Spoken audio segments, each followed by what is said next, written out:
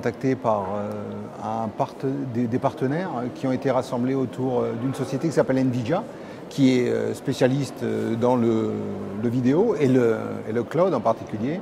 Et ils ont rassemblé autour d'eux un certain nombre de partenaires, notamment une société qui s'appelle Shiva, qui réalise des jeux, mais également des partenaires dans la sécurité des données qui sont mises dans le cloud.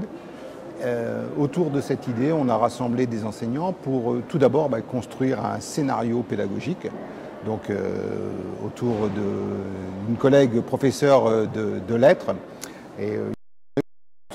Alors l'idée c'est la suivante, c'est d'avoir un élève qui soit le héros d'un jeu qui se déroule sur l'époque antique, à savoir l'époque hellénique et l'époque romaine, à Nice, à Antibes, je m'excuse, à Antibes.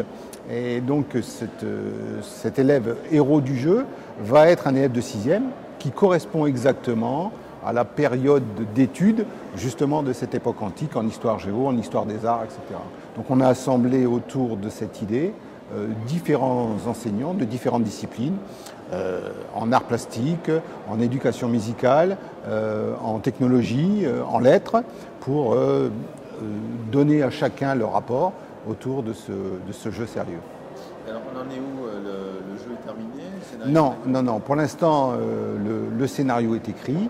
On est dans la phase de gamification, c'est-à-dire que à partir de ce scénario, on va aller plus loin dans la gamification du jeu.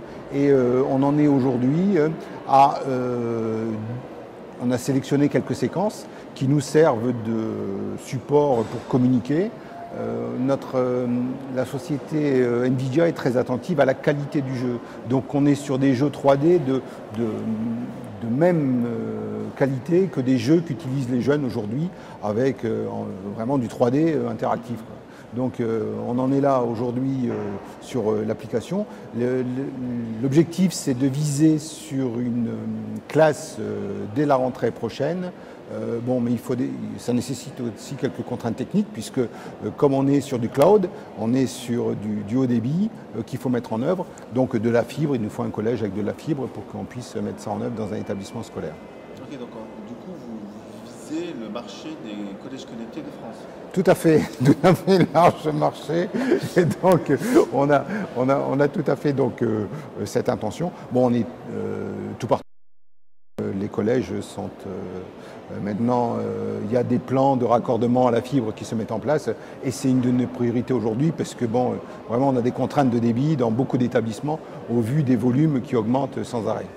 Ok, donc on va enfin s'intéresser à l'Antiquité de manière approfondie. Alors oui, l'intérêt c'est vraiment que l'élève soit acteur du jeu. Il a des énigmes à résoudre, il a des énigmes qui se rapportent à la mythologie, qui font référence à la mythologie. Donc il a à parcourir, à découvrir un espace, à rechercher des éléments, à trouver des solutions pour répondre aux énigmes qui lui sont imposées, de manière à franchir des étapes. Donc il est d'abord transporté dans ce jeu, puis à la fin il doit revenir dans l'époque actuelle et dans l'époque moderne qui est la nôtre. Et alors pour écrire le scénario de jeu, vous avez fait appel à combien d'enseignants? En tout, on a une douzaine d'enseignants qui sont rassemblés autour de ce jeu. Je vous ai dit, il y a 3 professeurs d'art plastique, il y a 2 professeurs de lettres, il y a des professeurs de musique, il y a des professeurs de technologie qui sont associés parce qu'on veut vraiment associer toutes les disciplines autour de ce jeu pour avoir quelque chose qui soit vraiment interdisciplinaire, en particulier une approche de l'histoire des arts, enfin histoire de l'art plutôt, qui nous paraît très importante autour de ce jeu.